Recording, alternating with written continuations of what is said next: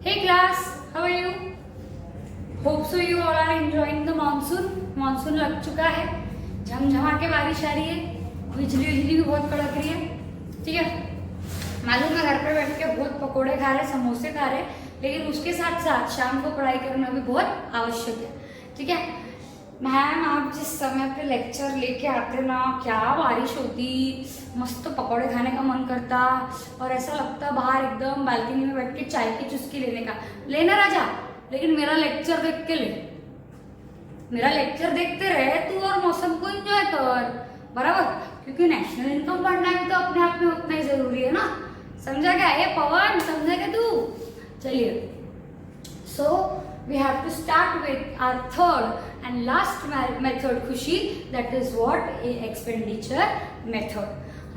National income को calculate करने की कितनी मेथड थी हमारे पास? 3। Value added, income and expenditure. Value added देख लिया, इनकम देख लिया, और अब क्या देख रहे हैं? एक्सपेंडिचर देख रहे हैं। वैल्यू एडेड मेथड में किसके थ्रू कैलकुलेशन करते हैं? Gross value addition, that is known as gross domestic product at market price. फिर उसके बाद depreciation net and direct tax का कैलकुलेशन, तो एनडीपी आया। एनडीपी से फिर नेशनल इनकम पे जाने के लिए क्या करते हैं हम लोग? एनएफआईए को ऐड कर देते हैं। ये हो गया था वैल्यू एडेड। उसके बाद उसमें हमने वैल्यू ऑफ आउटपुट देखा था, वैल्यू ऑफ आउटपुट को क्या बोलते हैं वो देखा था, वैल्यू एडिशन देखा था, प्रिकॉशंस देखे थे। फिर हम लोग इनकम मेथड पे गए। इनकम मेथड मतलब क्या? फैक्टर से होने वाली इनकम को फैक्टर्स से होने वाली इनकम को ऐड कर दो तो क्या बन जाता है ना? इनकम मेथड से नेशनल इनकम बन जाता है। इनकम मेथड मतलब क्या? इनकम के जरिए नेशनल इनकम कैलकुलेट करें कि लोग कितना कमा रहे हैं। ऑब्वियस सी बात है, अगर आप पूरे देश की इनकम को प्लस कर दोगे तो आपको नेशन की इनकम मिल जाएगी। लॉजिक है ना? पूरे देश की इनकम को अगर प्लस कर दोगे तो क्या मिल जाएगी? आपको नेशनल इनकम मिल जाएगी। और इनकम कौन सी होती है? जो लोगों ने कमाया। तो जितने भी तरीके से हम लोग कमाते हैं वो तरीकों को ऐड कर दो, that is what rent, wage, interest, profit, वो हम लोगों ने कर दिया था। तो क्या मिल गई थी? National income. याद है 5 कंपोनेंट्स? NDP, NFIA, NNP. याद आया? अब फिर प्रिकॉशंस भी देखे थे। Now in today's lecture we have to start with expenditure method. नाम ही क्या है? एक्सपेंडिचर। जैसा नाम वैसा काम। इनकम मेथड में, इनकम मेथड का नाम इनकम मेथड था, बराबर? वो मेथड का नाम क्या था? Income method. तो जब उसमें इनकम मेथड नाम था तो इनकम को प्लस करके नेशनल इनकम निकाली, बराबर? इनकम मेथड में इनकम को प्लस करके नेशनल इनकम निकाली। जैसा नाम वैसा काम। तो यहाँ पे मेथड का नाम क्या है? Expenditure method. तो एक्सपेंडिचर के जरिए क्या करेंगे? नेशनल इनकम कैलकुलेट करेंगे। मैम हमको एक बात समझ में नहीं आ रही, हमको तो कैलकुलेट इनकम करना है तो हम लोग एक्सपेंडिचर मेथड क्यों पढ़ रहे हैं? और मेथड का नाम एक्सपेंडिचर क्यों है? हमने क्यों रखा मेथड का नाम एक्सपेंडिचर? हमको तो इनकम निकालना है ना। इनकम मतलब तो हमारी कमाई होती है और एक्सपेंडिचर का मतलब तो खर्चा होता है।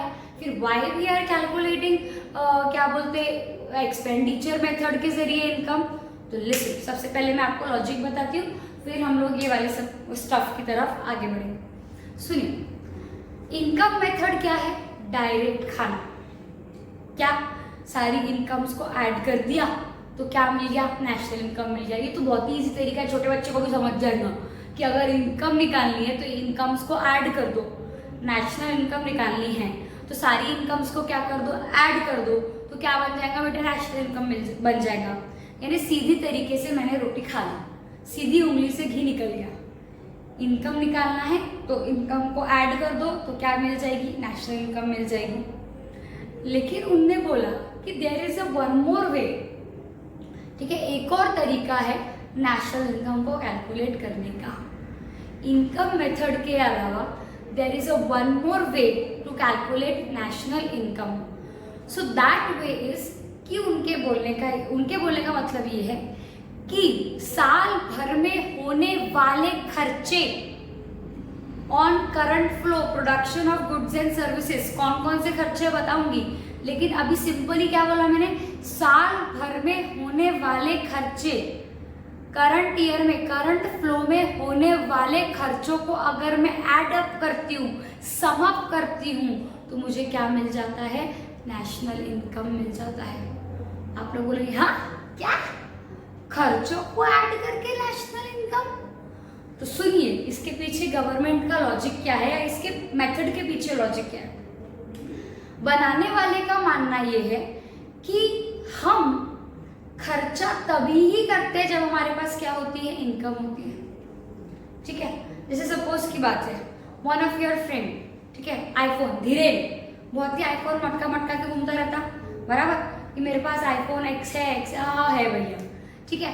अब उसके पास आईफोन एक्स है, ठीक है, आईफोन एक्स है, तो उससे आपने अनुमान क्या लगाया? यार इसके पास ये बहुत पैसे वाला होगा तभी तो इतना खर्चा कर रहा है, इसने ना बहुत कमाया होगा तभी तो इतना खर्चा कर रहा है। यानी हम लोग क्या करते हैं? आगे वाले के खर्चे से उसके इनकम का क्या लगाते हैं? अनुमान लगाते हैं, बराबर। अरे भाई ओप्पो वीवो है तो मिडिल क्लास होगा, आईफोन है तो बहुत कमाई होगी, ठीक है, और 11 खरीद लिया तो भैया अमीर होगा।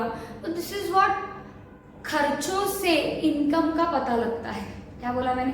खर्चों से इनकम का क्या लगता है? पता लगता है। देखो हमारे जितने भी फ्रेंड सर्कल में फ्रेंड्स आते हैं तो उनका खर्चा देख के ही हम उनकी इनकम और स्टेटस डिसाइड कर लेते हैं कि ये अगर इतना खर्चा कर रहा है इसका मतलब इसके पास बहुत इनकम है, बहुत कमाई है, नहीं कर रहा है इसका मतलब इसके पास नहीं होंगे क्योंकि मिडिल क्लास है। तो इन लोगों का बोलना ये है कि जैसे आप इनकम को ऐड करके नेशनल इनकम कैलकुलेट करते हो, वैसे ही आप खर्चों को भी ऐड करके नेशनल इनकम कैलकुलेट कर सकते हो। क्योंकि मानना ये है खर्चा तभी ही आप करते हो जब क्या होता है? आपकी कमाई होती है। फैक्टर इनकम कमाओगे तभी तो खर्चा करोगे, यानी वो खर्चा जो आपने किया वो आपकी कमाई का पार्ट है। और अगर वो सारे खर्चों को मैं ऐड कर दूंगी तो मुझे क्या मिल जाएगी? नेशनल इनकम मिल जाएगी। मतलब ये इस तरीके से रोटी खाना हुआ। इनकम मेथड मतलब डायरेक्ट रोटी खाना और एक्सपेंडिचर मतलब घुमा के रोटी खाना। समझ में आया क्या? दोनों मेथड से निकलता नेशनल इनकम ही है, लेकिन एक बोलता है इनकम के पाथ पे चलो और एक बोलता है एक्सपेंडिचर के पाथ पे चलो। ठीक है, जैसे एक छोटा सा एग्जाम्पल लेके हम उसको खत्म करते हैं एक्सप्लेनेशन को। मैं बोल रही हूँ मैंने 40,000 रुपए कमाए, तो डायरेक्टली इनकम का आंसर दे दिया मैंने कि मैंने इनकम कितनी कमाई? 40,000 रुपए। तो इनकम मेथड से नेशनल इनकम कितनी आ गई? 40,000 रुपए। मैंने बोला मैंने 40,000 रुपए खर्चा किए, तो आप लोग क्या बोलोगे? 40,000 रुपए तेरी इनकम होगी तभी तो तूने 40,000 रुपए खर्चा किया ना। यानी if this 40,000 you have spend, तभी किया होगा ना जब आपके 40,000 आपने क्या किया होगा? कमाया होगा। तो दोनों तरीका अलग अलग है, लेकिन आंसर एक ही है, पाथ एक ही है। इधर 40,000 रुपए इनकम बताई तो वो भी नेशनल इनकम का पार्ट हो गया, इधर 40,000 खर्चा बताया तो वो भी क्या हो गया? नेशनल इनकम का पार्ट हो गया। समझ में आया? क्योंकि जो मैं खर्चा बता रही हूँ वो कमाया होगा तभी तो किया होगा ना, यानी उतनी मेरी क्या थी? कमाई थी। समझा? होप सो इतना एक्सप्लेनेशन काफी है। चलिए अब एक्सपेंडिचर मेथड, इनकम अर्न्ड और spend on purchase of goods and services. जो भी इनकम, जो भी फैक्टर इनकम पता है ना, रेंट, वेज, इंटरेस्ट, प्रॉफिट, जो भी फैक्टर इनकम आपने कमाई है उसको जब आपने खर्चा कर दिया on the purchase of goods and services, उसको हम क्या बोलते हैं? एक्सपेंडिचर बोलते हैं। क्या बोलते हैं बेटा? एक्सपेंडिचर। एक्सपेंडिचर का मतलब क्या होता है? Factor income which is owned and spent on goods and spent on purchase of goods and services, उसको हम क्या बोलते हैं? एक्सपेंडिचर। क्या बोलते हैं? Final expenditure. और ये एक्सपेंडिचर मेथड में हम किसकी बात कर रहे हैं? Expenditure bye house hold, business, government, कोई भी, जरूरी नहीं आप और मैं, कोई भी खर्चा करे वो इस मेथड में हम लोग कंसिडर करेंगे। फैक्टर इनकम कमाने के बाद चाहे गवर्नमेंट खर्चा करे, चाहे हाउस होल्ड खर्चा करे, चाहे आपका बिजनेस खर्चा करे, कोई भी खर्चा करे, किसी भी तरीके का खर्चा फैक्टर इनकम कमाने के बाद जो आप करोगे उसको हम काय में कंसिडर कर लेंगे? फाइनल एक्सपेंडिचर में। ठीक है। जो भी खर्चा आपने किया, रेंट वेज, जैसे सपोज की बात है, सुनो, मैंने रेंट कमाया, मेरा एक लैंड था, मैंने क्या कर दिया, दे दिया किसी को, किराए पे दे दिया, तो मैंने क्या कमाया, रेंट। ये मेरी क्या हो गई, फैक्टर इनकम हो गई। अब इसको मैं क्या कर रही हूँ, खर्चा कर रही हूँ। जो रेंट मैंने 50,000 का कमाया, उसको मैं क्या कर रही हूँ, खर्चा कर रही हूँ। तो ये खर्चे को मैं इंक्लूड करूंगी नेशनल इनकम में। अब समझ में आया? जो भी फैक्टर इनकम आप कमा रहे हो, उसको जब आप खर्चा करोगे तो उसको आप नेशनल इनकम में कंसिडर करोगे। Factor income which you have earned and spent on purchase of goods and services और any other thing that will be included in national income. Your expenditure will be included in national income. And all these expenditure which you are doing is known as final expenditure. Expenditure method से अगर आप जा रहे हैं तो calculate भी क्या करना पड़ता है, expenditure. So final expenditure is equals to gross domestic product at market price. FE का मतलब होता है फाइनल एक्सपेंडिचर। तो जितना भी एक्सपेंडिचर आपने कैलकुलेट किया with the help of expenditure method, जितने भी खर्चे आपने एड ऑन किए, उस फाइनल एक्सपेंडिचर को ग्रॉस डोमेस्टिक प्रोडक्ट कहा जाता है। ऑब्वियस सी बात है मैम, ऐसा क्यों? फाइनल एक्सपेंडिचर मतलब क्या? Value of final goods and services जिसके ऊपर आपने स्पेंड किया है। और ग्रॉस डोमेस्टिक प्रोडक्ट का मतलब क्या होता है? Value of final goods and services produce in a country with in a year. मतलब तो सेम हुए, तरीका अलग अलग है, एक चीज के दो नाम। एक्सपेंडिचर के एंगल से देखा तो फाइनल एक्सपेंडिचर नाम रख दिया, ठीक है, और ऐसे नाम क्या है इकोनॉमिक एंगल से, ग्रॉस डोमेस्टिक प्रोडक्ट। सो एक्सपेंडिचर मेथड में जितना भी फाइनल एक्सपेंडिचर आप कैलकुलेट करते हो, उस फाइनल एक्सपेंडिचर को ही gross domestic product at market price कहा जाता है। क्या बोला मैंने? Final expenditure is known as gross domestic product at market price, ठीक है। And the another name of this method is income disposable method. Obvious सी बात है, इनकम को नष्ट करने वाली मेथड। इनकम को नष्ट ही तो कर रहे हो, डिस्पोज, खत्म, कैसे? खर्चा करके। इसलिए इसको नाम क्या दिया गया है, इनकम डिस्पोजेबल मेथड। ऐसी मेथड है जहाँ पे इनकम क्या होती है, डिस्पोज होती है। इनकम को हम खर्चा कर देते हैं, जो भी इनकम हम कमाते हैं उसको हम क्या कर देते हैं, खर्चा कर देते हैं। तो मेथड क्या बन जाती है, इनकम डिस्पोजेबल मेथड। समझ में आया? सो एक्सपेंडिचर मतलब, एक्सपेंडिचर मेथड मतलब क्या, income earn spent on purchase of goods and services, total expenditure by household, business and government, and final expenditure is equals to gross domestic product at market price, and it is also known as income disposable method। समझ में आया? यानी जितना भी income आपने कमाया उसको जब आप खर्चा करते, फैक्टर इनकम जो भी आपने कमाया उसको जब आप खर्चा करते हो, तो सारे खर्चे को जब आप प्लस करते हो तो क्या बन जाता है, फाइनल एक्सपेंडिचर। और वही फाइनल एक्सपेंडिचर को क्या कहा जाता है, gross domestic product at market price. और मेथड का दूसरा नाम क्या है, इनकम डिस्पोजेबल मेथड। चलिए अब आते हैं कंपोनेंट्स की तरफ। कंपोनेंट्स मतलब इंग्रेडिएंट्स बोलूंगी तुम्हारी भाषा में, इंग्रेडिएंट्स ऑफ एक्सपेंडिचर मेथड। कि जब आप एक्सपेंडिचर को प्लस करोगे, मैंने बोला ना एक्सपेंडिचर को प्लस करो, तो मैम कौन से एक्सपेंडिचर, कौन कौन से एक्सपेंडिचर को कंसिडर करना है, कौन कौन से एक्सपेंडिचर को हम लोगों को कंसिडर करना है while calculating the final expenditure। अगर मुझे फाइनल एक्सपेंडिचर चाहिए तो कौन कौन सी चीज़ों को मुझे क्या करना पड़ेगा, प्लस करना पड़ेगा, कौन कौन सी चीज़ों को मेरे को कंसिडर करना पड़ेगा while calculating expenditure in expenditure method। जैसे इनकम मेथड में हम लोगों ने 5 कंपोनेंट देखे थे, उन्हीं को प्लस करके अपनी नेशनल इनकम बनती है। वैसे ही एक्सपेंडिचर मेथड में ये कंपोनेंट्स को ऐड करके आपको फाइनल एक्सपेंडिचर मिलेगा। In while calculating expenditure you have to consider all the 4 things. ये 4 चीज़ों को आप कंसीडर करेंगे एक्सपेंडिचर मेथड से कैलकुलेट करते समय। यानी these are the 4 components which are to be considered while calculating national income through expenditure method.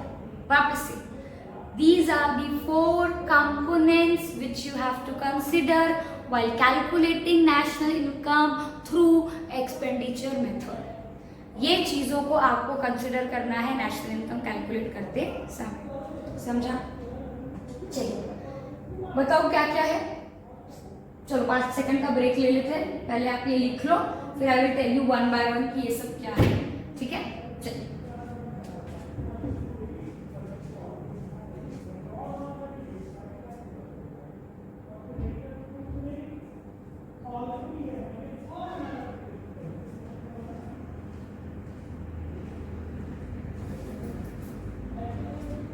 बेटा कंफ्यूज नहीं होना है, कंफ्यूज बिल्कुल नहीं होंगे आप। जहाँ एक्सपेंड जैसा नाम वैसा काम से याद रखो, इनकम में इनकम ऐड करना है और एक्सपेंडिचर में क्या ऐड करना है, एक्सपेंडिचर ऐड करना है। कंफ्यूज नहीं होंगे, इनकम में क्या ऐड करेंगे, इनकम, और एक्सपेंडिचर में क्या ऐड करेंगे, एक्सपेंडिचर। जमा? चलिए अब कंपोनेंट्स में कितनी बातें हैं, 4। प्राइवेट फाइनल कंजम्पशन, एक एक करके पढ़ते हैं। प्राइवेट फाइनल कंजम्पशन का मतलब होता है consumption by household and private non profit institutions. मतलब क्या, 2 लोगों के खर्चों की बात कर रही हूँ। प्राइवेट फाइनल कंजम्पशन मतलब खर्चा बाय 2 लोग, ठीक है? हाउसहोल्ड जो खर्चा करते हैं वो हाउसहोल्ड से होने वाला खर्चा, and private non profit institution. Example temples and gurdwara. समझ में आया क्या? प्राइवेट फाइनल कंजम्पशन मतलब हाउसहोल्ड और नॉन प्रॉफिट इंस्टीट्यूशन से किए जाने वाले खर्चे। हाउसहोल्ड अपने लिए कुछ भी खरीदे, ड्यूरेबल गुड्स खरीदे, सेमी ड्यूरेबल गुड्स खरीदे, कंजम्पशन गुड्स खरीदे, कुछ भी खरीदे, अपने जीने के लिए हाउसहोल्ड सेक्टर जितने भी गुड्स के ऊपर खर्चा करता है वो, और प्राइवेट इंस्टीट्यूशन नॉन प्रॉफिट, हाँ ध्यान रखना, प्राइवेट नॉन प्रॉफिट इंस्टीट्यूशन जैसे कि गुरुद्वाराज एंड टेम्पल, वो लोग जो भी खर्चा करते हैं on durable, semi durable, any other goods, बस एक्सेप्ट हाउसेस, एक्सेप्ट लैंड और हाउसेस पे होने वाला खर्चा यहाँ पे इंक्लूड नहीं होता। बाकी हाउसहोल्ड या non profit institution like temples and gurdwaras, semi durable, durable या कंजम्पशन गुड्स किसी के ऊपर भी खर्चा करते हैं तो उसको हम क्या करते हैं, ऐड करते हैं। समझ में आया? यानी expenditure bye household and expenditure bye non profit institution, ये सारे खर्चे क्या होंगे, ऐड होंगे। ये आपको क्वेश्चन में स्पेसिफिकली दिया रहता है तो टेंशन ना ले, ये सारी इंफॉर्मेशन क्वेश्चन में स्पेसिफिकली दी रहती है, बस आपको इतना याद रखना है कि ये चीज एक्सपेंडिचर में ऐड होती है, नेशनल इनकम में कंसिडर होती है। आपको सिर्फ इतना याद रखना है कि प्राइवेट फाइनल कंजम्पशन एक्सपेंडिचर आया तो वो कंसिडर होगा, एक्सेप्ट एक्सपेंडिचर ऑन लैंड और हाउसेस। सिर्फ इसमें एक ही एक्सेप्शन है कि लैंड और हाउसेस पे होने वाला खर्चा ऐड नहीं होगा, बाकी सारे खर्चे इसमें ऐड होंगे। समझ में आया आप लोगों को? तो private final consumption is what, all the expenditure incurred by household and private non profit institution that is to be included in expenditure method. Done? फिर आता है government final consumption expenditure. Government से किए जाने वाले खर्चे, गवर्नमेंट ने जो भी खर्चा किया है, चाहे वो डिफेंस के ऊपर हो, लॉ डिपार्टमेंट के ऊपर हो, जुडिशरी के ऊपर हो, गवर्नमेंट के द्वारा किए गए खर्चे, क्या बोला मैंने, गवर्नमेंट के द्वारा किए गए खर्चे। मैम गवर्नमेंट कौन से खर्चे करता है, मेंटेनेंस ऑफ डिफेंस, इतना मिलिट्री को इतना पालना पड़ता है, उनका ध्यान रखना पड़ता है, जुडिशरी में खर्चा होता है, जजेस वगैरह के लिए, लॉ डिपार्टमेंट में खर्चा होता है, बहुत सारे, पार्लियामेंट में बहुत सारे खर्चे होते हैं। समझ में आया?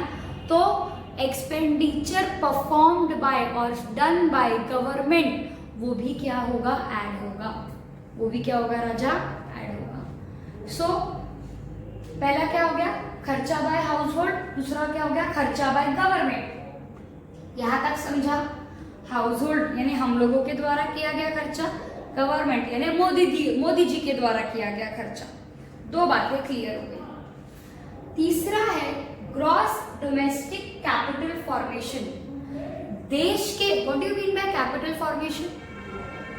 इन्वेस्टमेंट, हम लोग जो भी इन्वेस्टमेंट करते हैं हमारी इकोनॉमी में, जैसे ब्रिज, फ्लाईओवर्स, रोड्स, ये सब क्या होता है? पार्ट ऑफ कैपिटल फॉर्मेशन होता है, जहाँ पे फिक्स असेट में इन्वेस्टमेंट की जाती है। जैसे मुझे मेरा एक बिजनेस स्टार्ट करना है, ठीक है, तो पहले मुझे कैपिटल फॉर्मेशन करना पड़ेगा।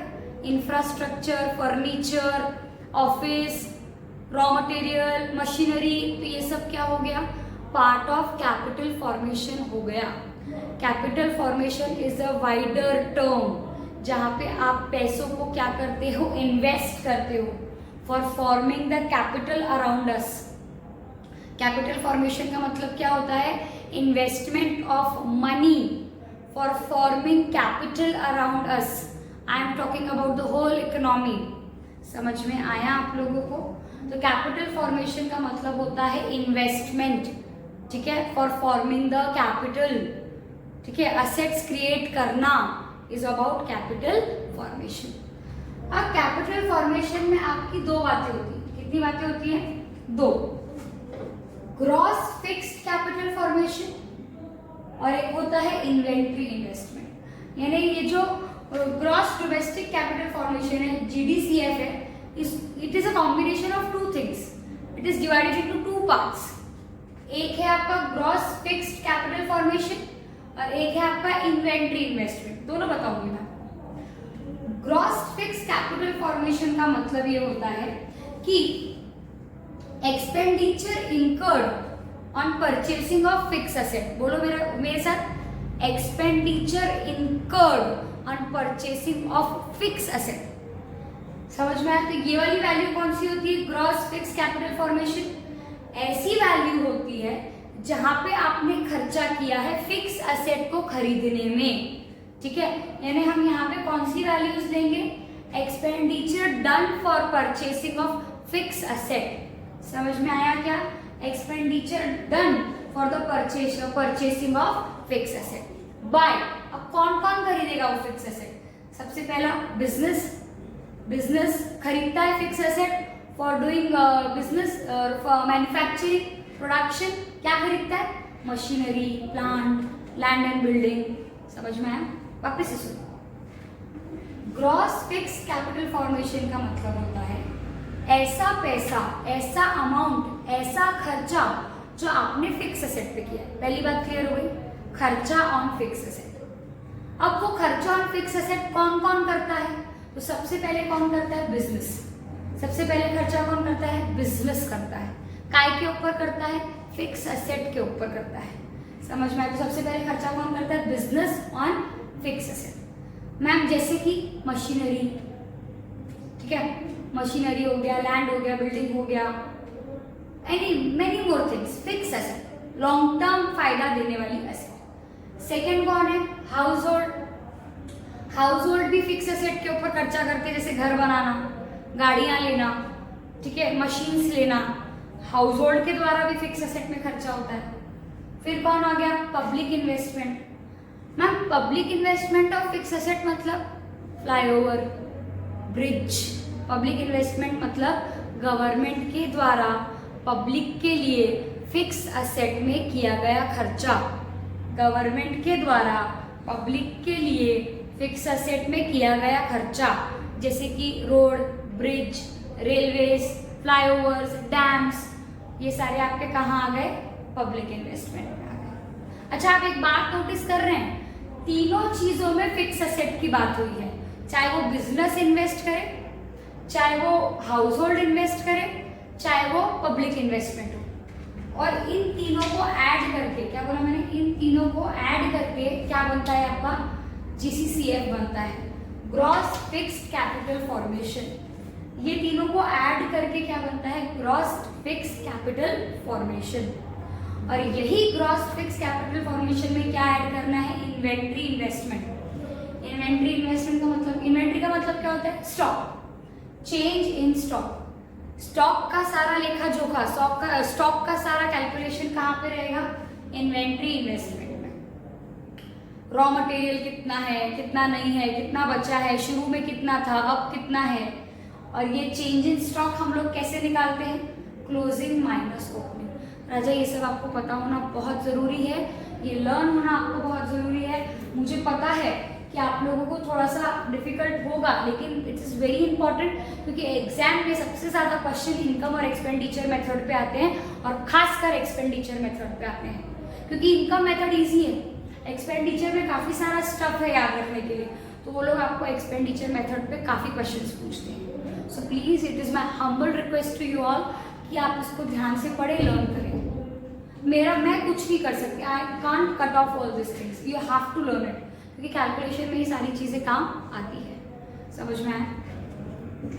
So gross domestic capital formation में क्या क्या बातें होती हैं? दो, एक ग्रॉस फिक्स कैपिटल फॉर्मेशन, वो कितनी चीज़ों का कॉम्बिनेशन है? 3, house hold, business and public investment.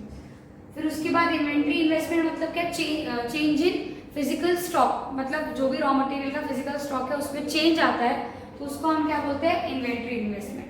That is what, उसका दूसरा नाम क्या है? Change in stock. और वो कैसे निकलता है? Closing minus opening. कभी भी चेंज इन स्टॉक निकालना रहा तो याद रखना क्लोजिंग माइनस ओपनिंग।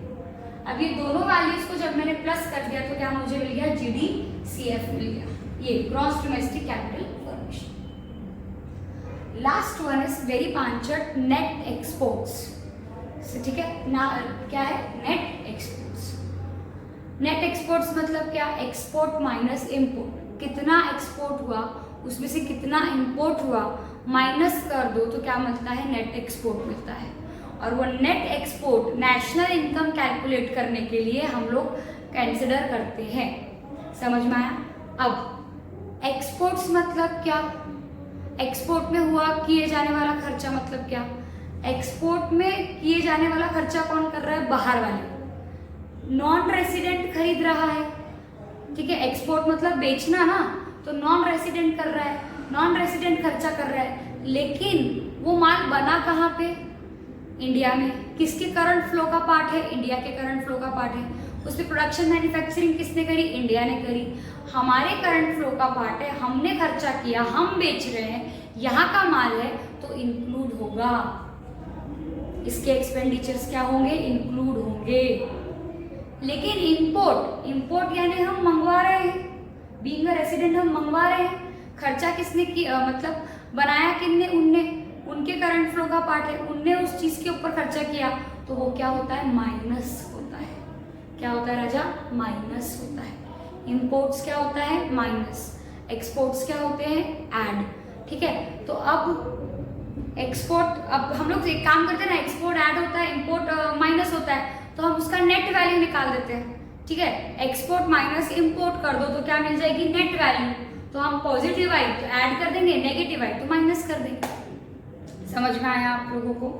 ठीक है, एक्सपोर्ट्स ज़्यादा तो अच्छा रहेगा, एक्सपोर्ट्स कम तो इसका मतलब हम लोगों ने कुछ नहीं कमाया, उल्टा ज़्यादा पे किया है। समझ में आया? So done with expenditure method half portion. कल हम लोग स्टेप्स एंड प्रिकॉशंस देखेंगे, एक बार रिविजन कर लेते हैं।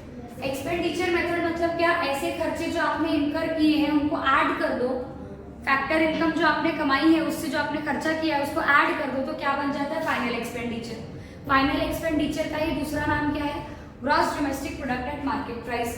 ठीक है, और ये मेथड का दूसरा नाम क्या है? Income disposable methods. कंपोनेंट्स कितने? 4। Private final consumption expenditure includes household and non profit institution, government final expenditure, government final consumption expenditure, GDCF, ये तो समझ में आ गया आपको, 2 पार्ट्स का है ये, और नेट एक्सपोर्ट्स। थोड़ा सा शांति से वापस से सुनना लेक्चर, 2-3 बार देखना, be calm, take a deep breath and आप उसको लर्न करने की कोशिश करिए। कोई दिक्कत वाली बात नहीं है, डोंट बी पैनिक, हो जाएगा। अभी हम लोग थियोरेटिकली पढ़ रहे हैं तो एक साथ इतना पुट ऑन करना थोड़ा मुश्किल जा रहा है। जब आप इसके बहुत सारे क्वेश्चन सॉल्व कर लेंगे ना तो ये आपको चिल्लर लगने लगेगा एकदम। You please trust on me, I will make it sure कि आपको ये चैप्टर अच्छे से जम जाए। Please, it is a humble request, don't panic guys, don't panic, हो जाएगा। शांति रखिए, प्रैक्टिस करेंगे, हो जाए। ओके, चलो बाय बाय, टेक केयर।